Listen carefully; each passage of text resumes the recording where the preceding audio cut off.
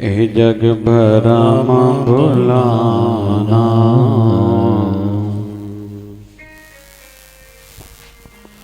हम लोग जब किसी कार्यक्रम से, किसी प्रोग्राम से, विवाह से लौट के आते हैं तो हम लोग समीक्षा करते हैं, चिंतन करते हैं कि हमने वहाँ क्या क्या देखा, क्या अच्छा था, क्या अच्छा नहीं था। फिर अपनी प्रतिक्रिया भी देने लगते हैं, वहाँ उनको ऐसे नहीं ऐसा करना चाहिए था।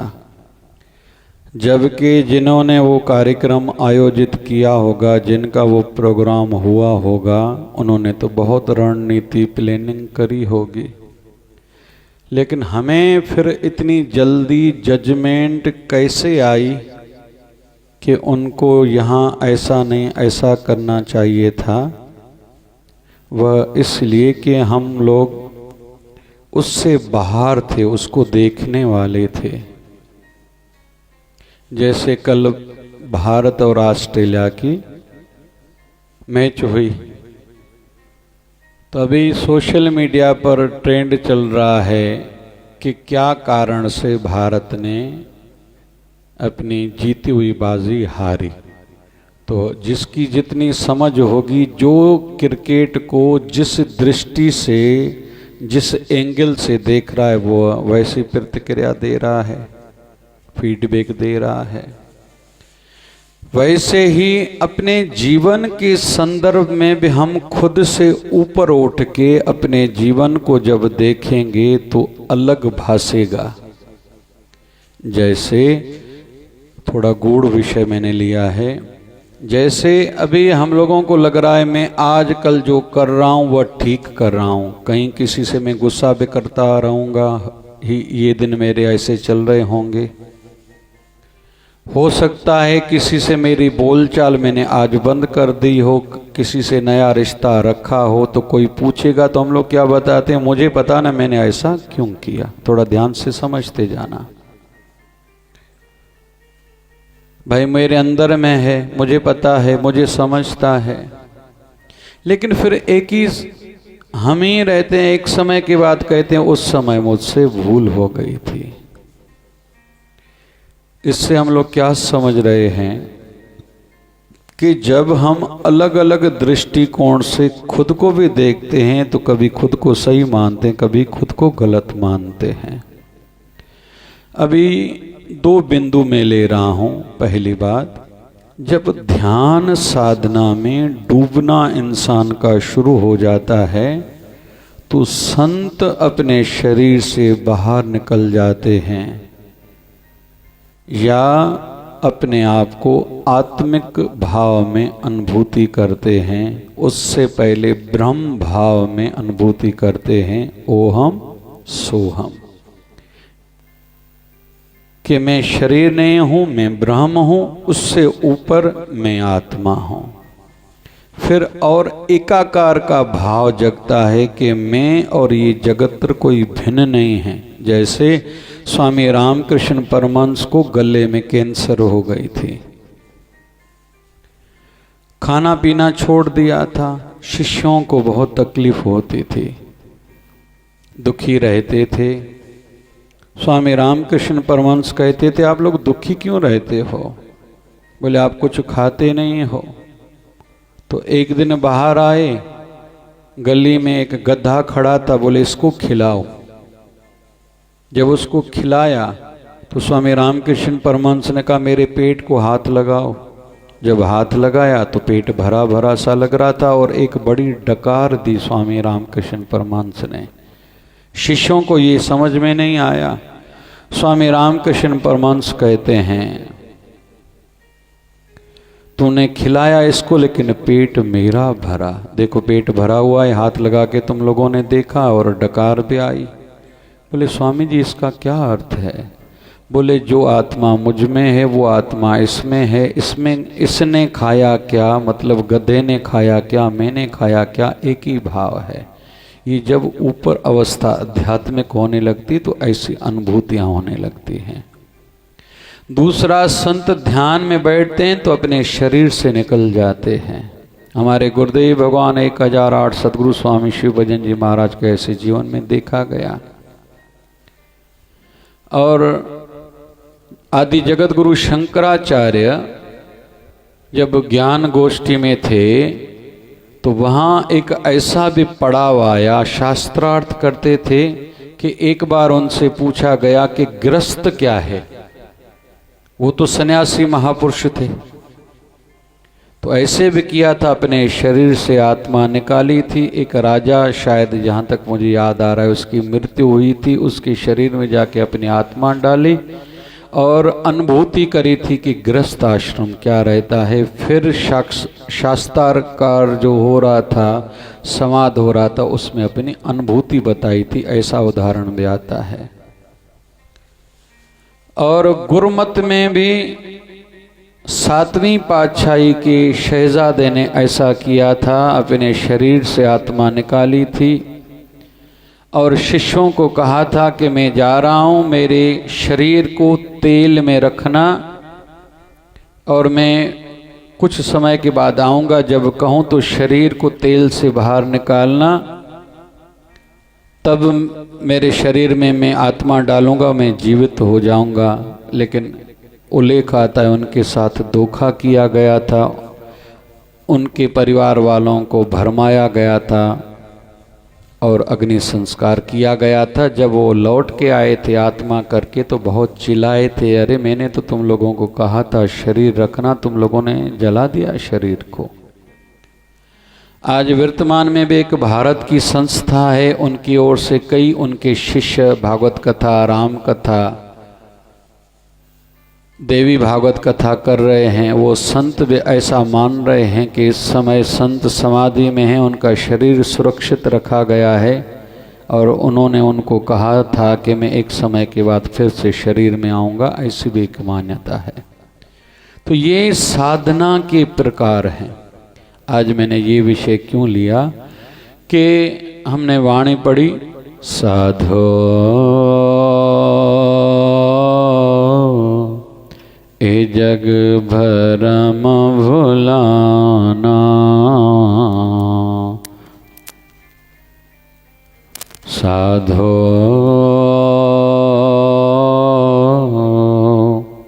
ए जग भरम भुलाना,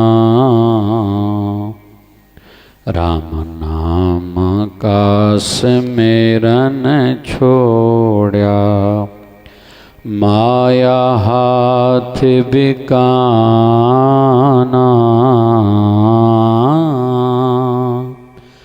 माया हाथ बिकाना।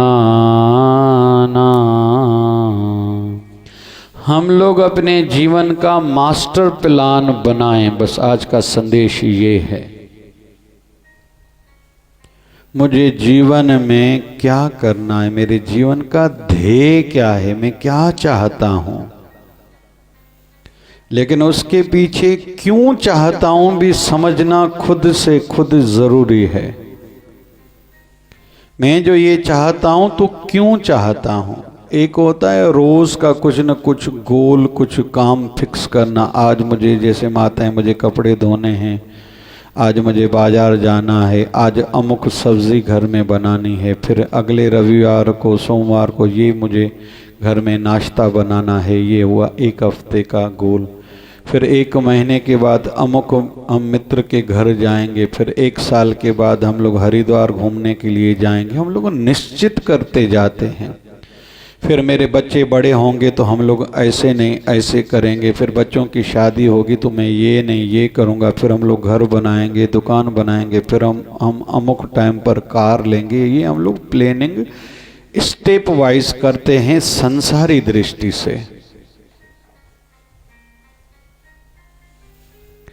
आध्यात्मिक दृष्टि से भी ऐसे ही हमें मास्टर प्लान घर का, अपने जीवन का बनाना चाहिए। घर में मतलब मेरी आयु बढ़ने के साथ जैसे मेरी आध्यात्मिक अवस्था बढ़ रही है, मेरे घर का वातावरण भी शुद्ध बनता जाए, सभी मेरे छोटों में, घर वालों में भगवत भक्ति आए और बढ़े, उसके लिए मैं क्या करूं। ये हुआ संसारी दृष्टिकोण आध्यात्मिकता के लिए, परिवार के लिए। फिर खुद के लिए भी एक प्लानिंग करें कि मुझे क्या करना है, मेरा मनुष्य जन्म हुआ ही क्यों है। केवल जो आजकल जिन बातों में मैं उलझा रहता हूं, इसके लिए मुझे मनुष्य जन्म थोड़ी मिला था। और आयु बढ़ने के साथ रोज मेरी शरीर में भी बदलाव है, पहले जैसा अभी शरीर भी साथ नहीं दे रहा।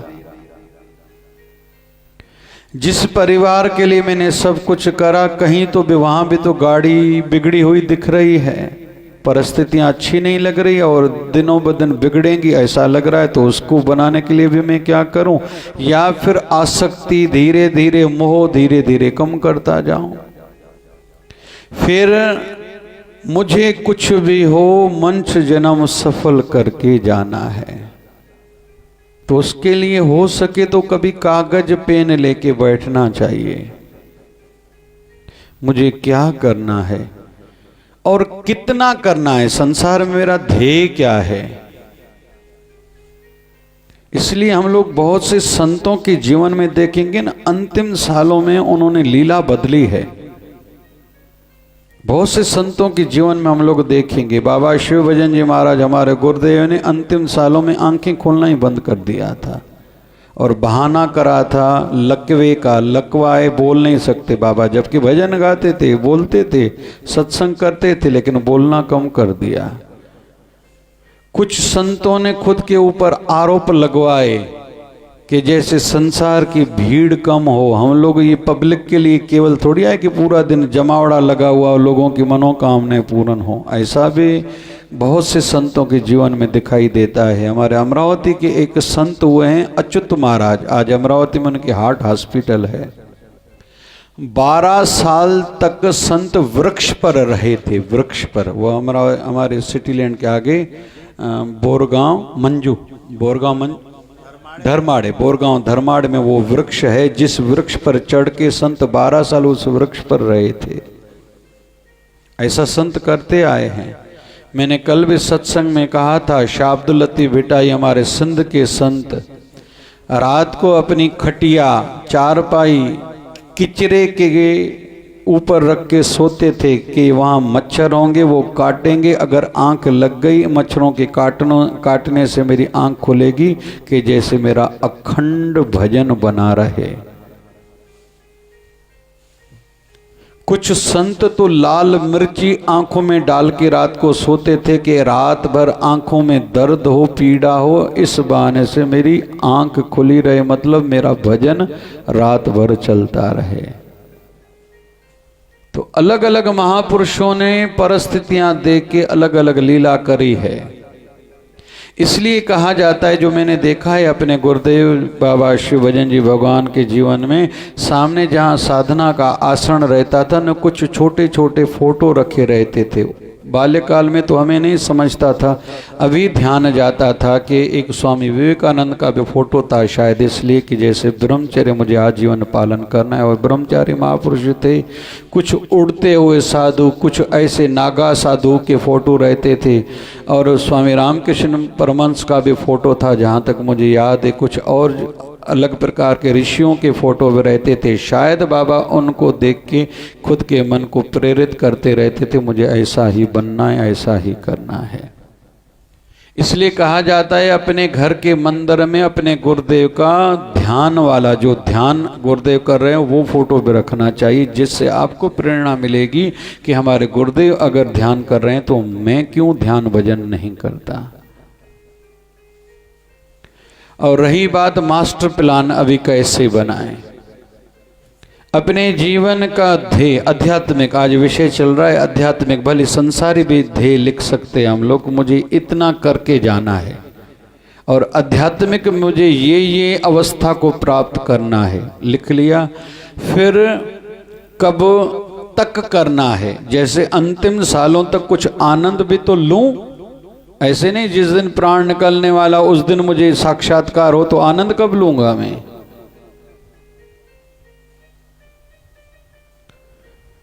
जैसे रविंद्रनाथ टैगोर गुरु जी से पूछा गया था आप दूसरा जन्म लोगे? बोले हाँ ज़रूर लूँगा। बोले सभी कहते हैं कि मुझे मोक्ष मिले। बोले मैं कहूँगा प्रभु से कम एक मनुष्य जन्म तो और देना। तो पूछा गया क्यों? तो गुरु जी रविंद्रनाथ टैगोर जी ने कहा था कि भगवान के इस बागीचे के जो सुगंध भरे फूल हैं उसका वास लेना तो अभी बाकी है, क्योंकि अभी धीरे धीरे मुझे समझ में आने लगा है। उनका एक किताब है, ग्रंथ है गीतांजलि, जिसको पुरस्कार विश्व स्तर पर मिला हुआ है।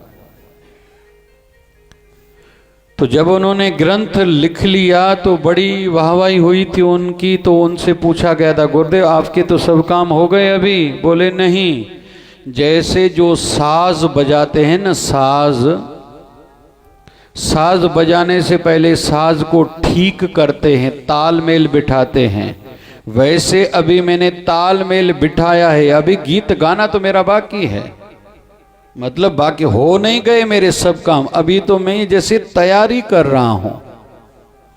इसलिए भगवान को निवेदन करूंगा कम से कम एक जन्म देना, लेकिन अभी जो अवस्था मुझे प्राप्त है उसी अवस्था से दूसरा जन्म देना, कि बाल्यकाल से जितना भी भगवान जीवन देगा पूरा आनंद लूँगा और अनुभूतियाँ करूँगा। क्योंकि अभी बात समझ में आने लगी, अभी शरीर का समय पूरा होने वाला है।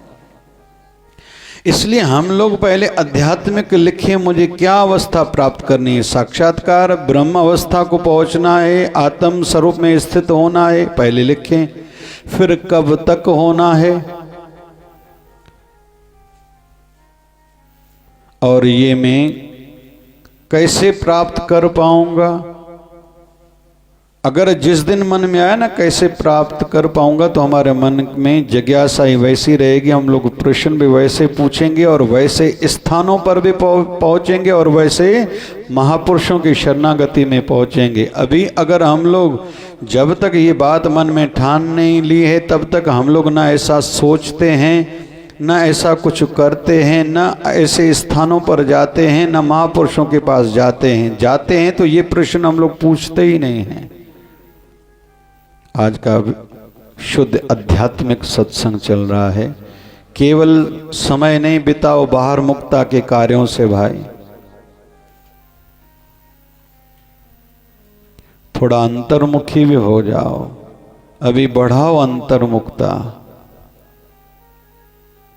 देखा जाता है जैसे कंचन, कामनी, कीर्ति, ये तीन बाधाएं हैं। कंचन पहले पैसा बड़ी बाधा रहती है, आधे से ज़्यादा लोग जो आध्यात्मिक क्षेत्र में आते हैं न पैसे के कारण रुक जाते हैं। मुझे पैसा ज़्यादा कमाना है, यहाँ नुकसान हो रहा है आध्यात्मिक क्षेत्र में, तो ये क्षेत्र छोड़ के चले जाते हैं।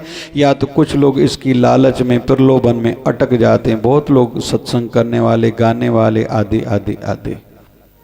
फिर कामनी, बहुत लोग रूप में अटक जाते हैं, पुरुष स्त्री में, स्त्री पुरुष में। फिर चाराना लोग 25% लोग यहाँ अटक जाते हैं। बाकी जो 25% दुनिया में से आगे निकले फिर कीर्ति में अटक जाते, मेरा नाम हो। फिर वाहवाही इतनी सूक्ष्म रहती है, जो कहते हैं 99% जिसने साधना कर ली, अभी 1% बाकी सिद्धि प्राप्ति को है, ये वहाँ तक चली आती है साथ में कि मेरा नाम हो, मेरा सम्मान हो, मेरी वाहवाही हो, मेरे फोटो निकले। फिर भगवान लीला करता है, कुछ सिद्धियां देता है। इसने कुछ कहा, सामने वाले का काम हो गया। कहीं गया, किसी के घर चरण घुमाए, सामने वाले का काम हो गया। फिर इसमें बहुत महापुरुषों को देखा जाता है उलझ जाते हैं। थोड़ा ध्यान से सुनते जाना। महापुरुषों से भी परीक्षाएं होती हैं।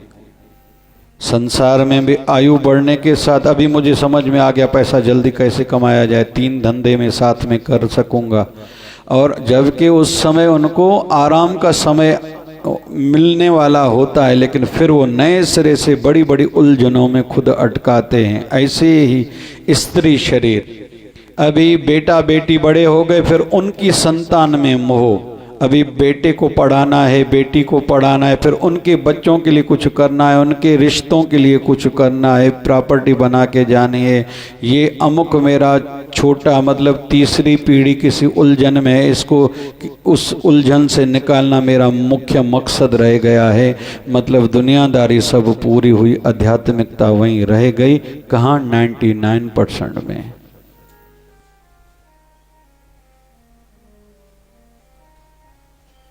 यहाँ थोड़ी सावधानी की आवश्यकता है। जैसे जैसे आध्यात्मिक अवस्था बढ़े वहाँ सावधानी की भी ज़्यादा अवस्था। अरे ये क्या, मैं पैसे में कहाँ उलझ रहा हूँ, ये नाम में कहाँ उलझ रहा हूँ, ये कोई मुझे भरमा रहा है कि तेरा कोई ध्यान तो नहीं रखता, तेरा कदर तो नहीं है, तुझे मिला ही क्या है। फिर मन ही कहता है मैंने इतनी सेवा करी, मुझे मिला ही क्या, मैं छोड़ रहा हूँ सेवा को, मैं छोड़ रहा हूँ भक्ति को, छोड़ रहा हूँ पूजा को। कुछ नहीं है, ये बातें केवल किताबी बातें, केवल बोलने की बातें, ये पुरानी बातें। आजकल ऐसा थोड़ी होता, भगवान थोड़ी सुनता है, भगवान है ही क्या। तो जो कंचन कामनी कीर्ति बहुत सूक्ष्म रहती है, यहाँ तक कि खुद को ही धोखा हो जाता है कि मुझे कीर्ति की चाहना है विषय या नहीं है। तो जीवन का मुख्य कुछ ध्येय बनाएं, वो लिखें, और रोज सवेरे उठते ही और रात को सोते समय वो पढ़ें, और दिन में 2-4 बार उसके लिए सोचेंगे, तभी धीरे धीरे हम कुछ करेंगे। और डेडलाइन जरूर हो, कब तक मुझे करना है। अगर साधना में बढ़ना है तो थोड़ा बोलना कम करना पड़ेगा, लोगों से मिलना कम करना पड़ेगा, इधर उधर जाना मुझे कम करना पड़ेगा। अरे अभी देह अध्यास से भी निकलो, मेरे शरीर का ध्यान रखा जाए, पलंग अच्छा हो, कपड़े अच्छे हो, बिस्तरा अच्छा हो, फिर कमरा अच्छा हो, ये हो वो हो, इन बातों से भी निकलना है। इसलिए संत महापुरुष अक्सर बाहर निकल जाते हैं 12-12 सालों के लिए। और ऐसी जगहों पर जाते हैं जहाँ कोई उनको पहचानता ना हो। चल वे बोलिया उठे चलिए, चलवे बुलिया उठे चलिए, जिथे सारे अन्ने, ना कोई सारी जात पछाने, ना कोई सानो मने। चलवे बुलिया उठे चलिए, जिथे सारे अन्ने। वहाँ चलो जहाँ तुझे कोई पहचानता न हो, तुझे माने नहीं, कुछ बात न करे। और जो अवधूत अवस्था में रास्ते में बहुत लोग ऐसे मिलते हैं, तो उनमें से कई ऐसे रहते हैं जिन्होंने या तो उनको मानसिक रोग है या साधना करी है, किसी गुरु के मार्गदर्शन में नहीं करी। फिर उनके बीच में एक आधा ऐसा भी सिद्ध पुरुष होता है जो संसारी झंझटों से खुद को छुड़ाना चाहता है और पागलों के भांति इधर उधर घूमते हैं। इसलिए हरिद्वार आदि तीर्थों में मैंने देखा है बहुत से संतों के स्थानों पर साधु भोजन चलता है कि ऐसे साधु बहुत हैं जो वृक्त हैं, भारत के अलग अलग क्षेत्रों से आए हैं, केवल भक्ति को समर्पित हैं। फिर जहाँ भोजन मिला खाया, जहाँ सोने को मिला वहाँ सो गए, एक करमंडल पानी पीने के लिए, एक कंबल साथ में, एक ड्रेस साथ में, है तो है, नहीं है तो नहीं है। इसलिए साधुओं को भोजन खिलाने का पुण्य ज्यादा माना जाता है। कुल मिला के आज का शुद्ध आध्यात्मिक सत्संग हम लोग सारांश में आते हैं तो जीवन का ध्येय फिक्स करें, उलझे न रहें परिवार में, दुनियादारी में, नाम में, इसके साथ निभाना है, उसके साथ निभाना, ये कर्म करने हैं, लेकिन केवल मैं इसके लिए मंच दे कि मैं नहीं आया। प्राणी तू आया लाह लैन, जिस वखर को लैन तू आया, राम नाम संतन घर पाया। अरे तू कुछ लेने के लिए, कुछ करने के लिए आया था, कुछ प्राप्त करने के लिए आया था, तू तो फजूल की बातों में उलझ गया। इसलिए आयु बढ़ने के साथ इस पर भी चिंतन हमें खुद ही करना पड़ेगा। आज कार्तिक मास का पूज्य शिवधारा आश्रम सिंधुनगर अमरावती का ये पहला सत्संग है, लेकिन थोड़ा गूढ़ है, गोपनीय है, लेकिन सत्य है, हकीकत है कि केवल आध्यात्मिक मार्ग पर केवल जुड़े रहने से, ना जुड़ने से तो जुड़े रहना अच्छा है, लेकिन वहीं के वहीं रुके रहें यह ठीक नहीं है।